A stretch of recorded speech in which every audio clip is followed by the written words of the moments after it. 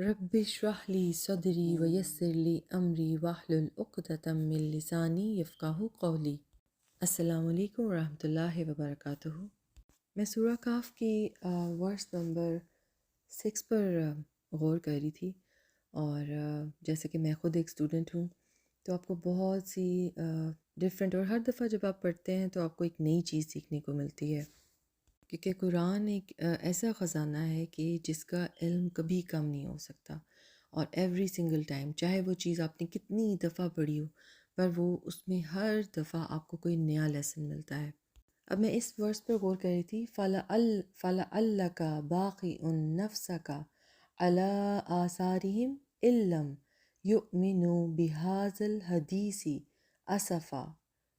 O Muhammad, you probably will kill yourself in grief over them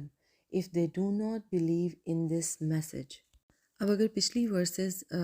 کی جب ہم نے بات کی تھی اس کے بارے میں آپ نے خود پڑھا ہو یا آپ نے اپنی سرچ کی ہو تو آپ کو پتہ چلے گا کہ کیا کانٹیکسٹ ہے اس ورس کا، اور اس کا میننگ کیا ڈسکرائب کر رہا ہے، اور کیوں کہا جا رہا ہے کہ پروفٹ محمد صلی اللہ علیہ وآلہ وسلم آپ غم نہ کریں۔ اسفا کا مطلب ہوتا ہے گریف، حزن، سیڈنس، اور یہاں پر پروفٹ محمد صلی اللہ علیہ وآلہ وسلم کو کیوں فرمایا گیا تھا کہ آپ غم نہ کریں؟ وہ اس وجہ سے کہ جب وہ اپنا پیغام، جب وہ اللہ تعالیٰ کا جو میسج تھا، وہ قرآن کا جو میسج تھا وہ پہنچانے کی کوشش کرتے تھے اور لوگوں کو وارن کرتے تھے، اور بڑی سنسیریٹی کے ساتھ ایک جیسے ایک آپ کا مشن ہوتا ہے، جیسے آپ کا ایک گول ہوتا ہے، کہ وہ اتنی محنت کرتے تھے کہ تاکہ لوگوں کو ہدایت مل جائے، اور جب ان کی بات لوگ سمجھتے نہیں تھے اور ریجیکٹ کر دیتے تھے تو وہ بہت زیادہ غم کرتے تھے۔ اسی وجہ سے اللہ تعالیٰ نے یہ ورس اتاری تھی کہ او پروفٹ محمد صلی اللہ علیہ وآلہ وسلم، آپ اتنا غم نہ کریں کہ آپ کو جس طرح غم سے انسان ڈوبتا جاتا ہے، اور آپ عجیب سے اس سچویشن میں ہوتے ہیں کہ تکلیف میں ہوتے ہیں آپ۔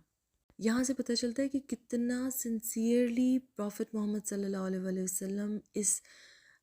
چیز میں اپنے آپ کو ایگزاسٹ کرتے تھے، محنت کرتے تھے۔ وہ یہ نہیں کرتے تھے کہ جی قرآن پاک جو ہے یا اللہ تعالیٰ کا جو میسج ہے وہ پارٹ ٹائم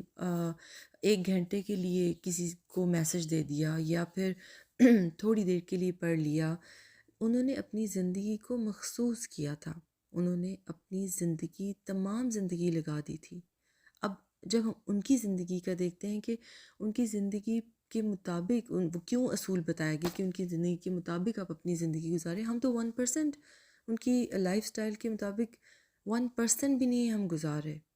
ہم نے تو قرآن کو تھوڑا سا وقت ملا اور مشکل سے وقت تھوڑا سا اگر نکلا تو پھر ہم پڑھتے ہیں یا ہم غور کرتے ہیں، تو وہ بہت زیادہ ایفرٹ کرتے تھے، اور جب وہ ایفرٹ کرتے تھے تو وہ لوگوں کو وارن بھی کرتے تھے کہ اگر آپ لوگ یہ چیزیں کریں گے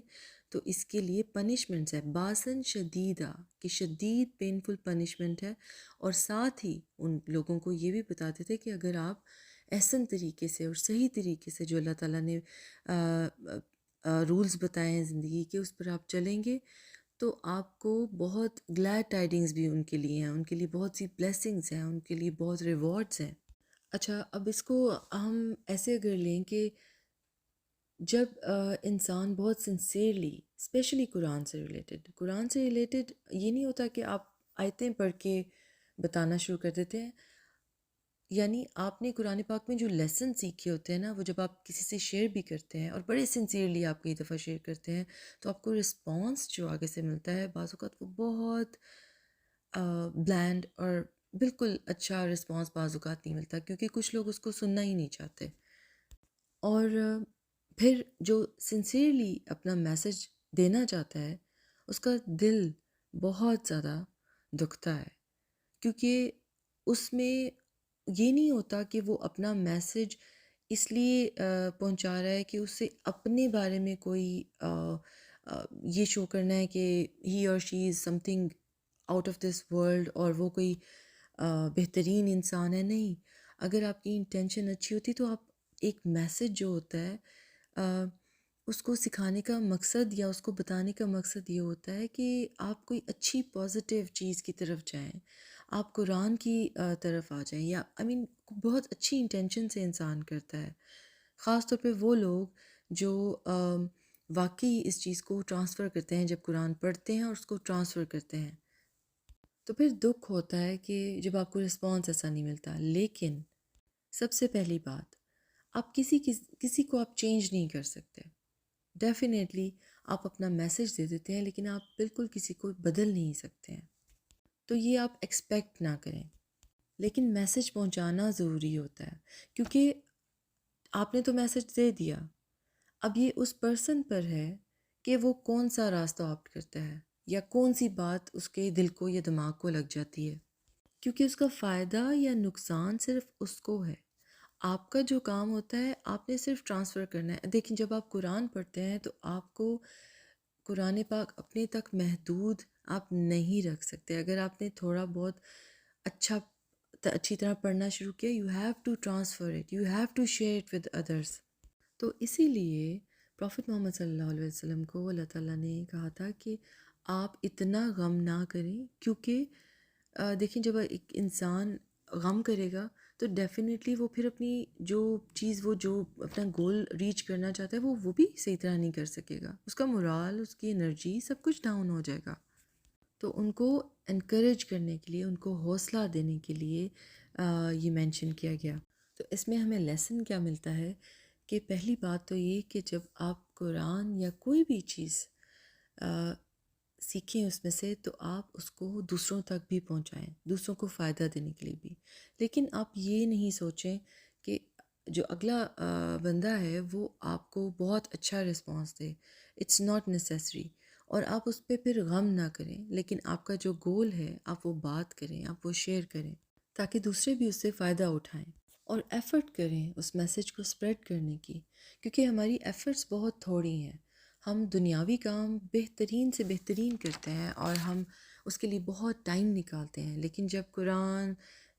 اور نماز یا ان چیزوں کی بات ہوتی ہے تو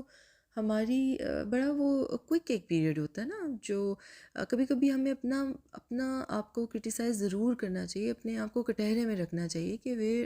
آر وی ہیڈنگ، ہم کتنا دے پا رہے ہیں، ہم کتنی ایفرٹ کر رہے ہیں۔ اللہ سبحانہ وتعالیٰ نے فرمایا ہے قرآن پاک میں کہ آپ اس دنیا میں جو کچھ بھی دیکھتے ہیں نا، یہ جو گلیمر، یہ جو گلیٹر، چمکتی ہوئی جو چیزیں، فار ایگزامپل دولت سے اس کو منسوب کیا گیا ہے، پہاڑ، خوبصورتی، درخت، ہر چیز، یہ سب کچھ it's a decoration, it's a زینہ، اینڈ اس کا کوئی فائدہ نہیں ہے۔ اٹس جسٹ کہ چیز ایک ڈیکوریٹ جیسے کی ہوئی ہوتی ہے نا، اور اس کو سجا کے رکھا ہوتا ہے، کیونکہ اصل تو آخرت ہے۔ اللہ تعالیٰ ہمیں توفیق دے کہ ہم ایفرٹ کریں، اللہ تعالیٰ ہمارے لیے راستہ آسان کریں، اور ہماری نیتوں کو بھی صاف رکھیں، ہماری دلوں میں ارج ڈالیں کہ ہم اس چیز کے لیے ایفرٹ کریں اور قرآن سیکھیں اور سکھائیں، اور اللہ تعالیٰ ہمیشہ ہمیں ہدایت پر رکھیں۔ آمین۔ سبحانک اللہم و بحمدک، نشہد لا الہ الا انت، استغفرک و اتوب الیک۔ السلام علیکم ورحمۃ اللہ وبرکاتہ۔